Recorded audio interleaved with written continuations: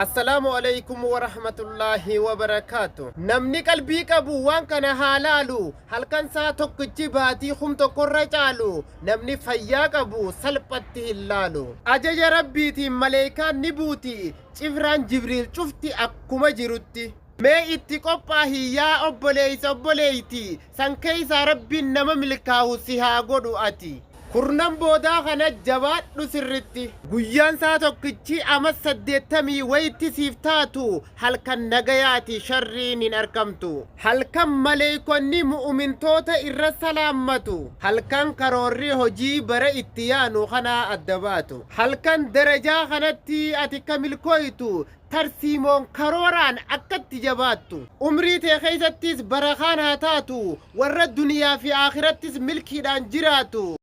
jannata deemu lubbuun tee haa taatu irra gaarii jannataa rabbisiif haa laatu akka jannata keessatti lubbuun teenya waliin bashannantu du'aa'iinaaf godhimee warri garaa laaftu